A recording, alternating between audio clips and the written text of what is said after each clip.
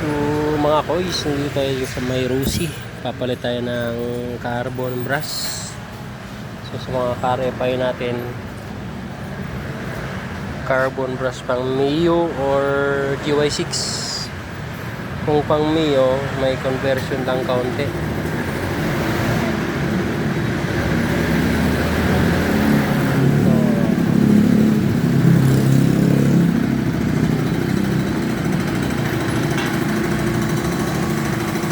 Shoutout kay Tuto.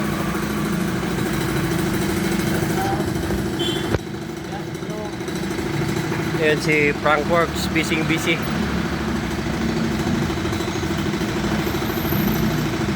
Papakondisyon ng ano. May rights daw sila, Bicol.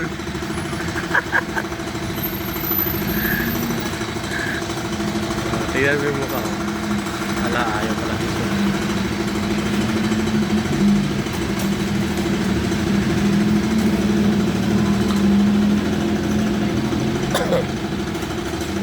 Pud na talaga.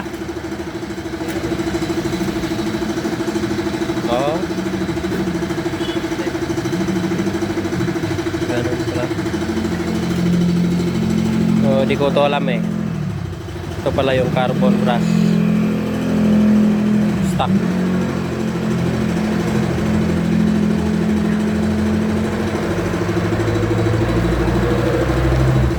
Ito naman yung binili natin pang Mio. Ayun o, makapal pa. Ito wala na.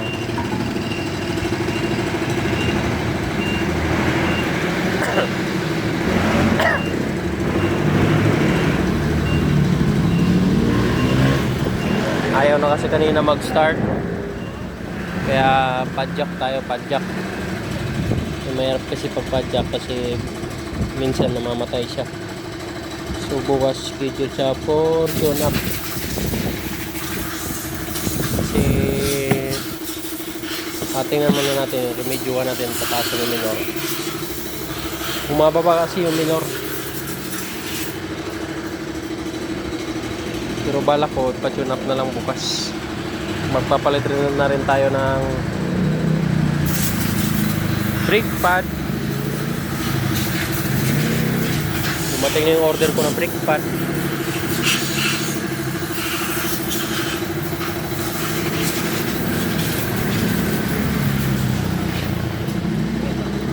Yan o, shout out o. So guys, OT Sigma 250 version 1. OT daw, 50. OT 50. OT 50 ito.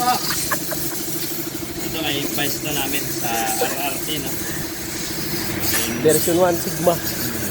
Legendary. Legendary 2015 nata. 2015. So, ano na siya, 11 years. Oh. Nanganak na to guys, RFID na pula.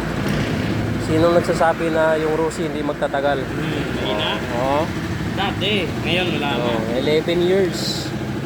Wala pang kalkal lang maganda to. Clutch lining pa lang pinalitan. Pogi pa rin. Lining, tapos pumutok na lang yung oil seal kasi hindi nagagamit. Pero gusto niya na gamitin ngayon. Ito na, shoutout kay Kuya. Diba? Pero bukas naman, ito na natin ang pyesa. Tapos na tayo mag-rewind. Pinakondisyon kasi ano, Tatakbuli na ano, Quezon, Lopez. Quezon Lopez. Oh. Naglo-Lopez. Mani-mani sa Rusi. Panis. Kumihilang. Nandun na. Hindi yan sira na ano lang, kinokondisyon. Ganon, tapos